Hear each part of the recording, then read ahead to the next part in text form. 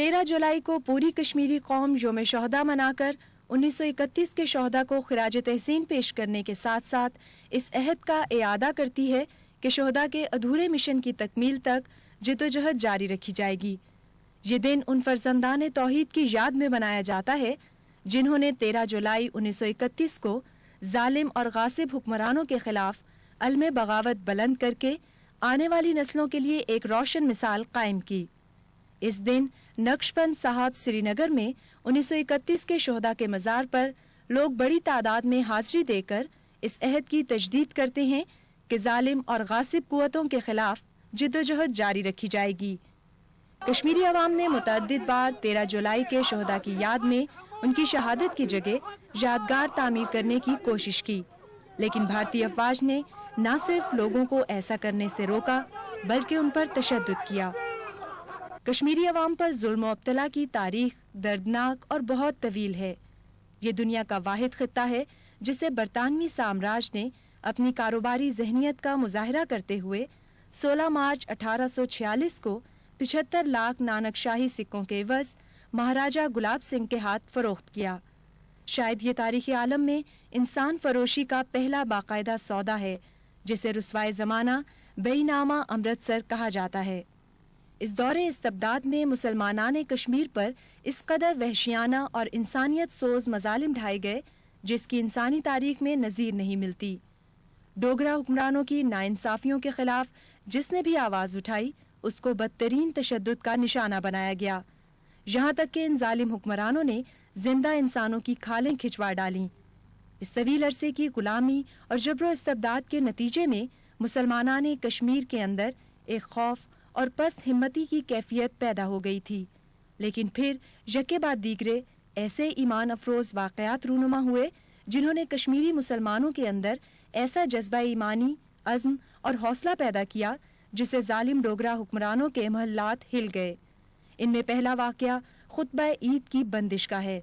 इस वाक़े ने कश्मीर के मुसलमानों को एक तहरीक दी और वो एहतजाज करते हुए सड़कों पर निकल आए। ये वाक़या अभी ताज़ा ही था कि इसी नौइयत का दूसरा वाक़या पेश आया। ये तौहीन कुरान करीम का वाक़या था। इन वाक़यात के खिलाफ एहतजाज की गरज से 21 जून 1931 को खानकाह मुअल्ला के सहन में बड़ा इज्तिमा हुआ। इस इज्तिमा को कश्मीर की तहरीक आज़ादी का रस्मी इफ्तिताह और असली आगाज समझा जाता है। इस अजीम शान इज्तिमा में एक ऐसा ईमान अफरोज वाक़या पेश आया जिसने तहरीक आज़ादी पर गहरे असरात मुरतब किए। इज्तिमा के आखिर पर अब्दुल कदीर नामी एक नौजवान ने सोच से लबरेज आवाज में मुसलमाना ने कश्मीर से खिताब करते हुए कहा, मुसलमानों, अब वक्त आ गया है कि ईंट का जवाब पत्थर से दिया जाए। यादाश्तों और गुजारिशों से जुल्म सितम में कोई फर्क नहीं आएगा। इस राजमहल की तरफ बढ़ो और इसकी ईंट से ईंट बजा दो। जालिम डोगरा फौज ने इस नौजवान को उसी वक्त गिरफ्तार किया और उस पर मुकदमा बगावत कायम हुआ।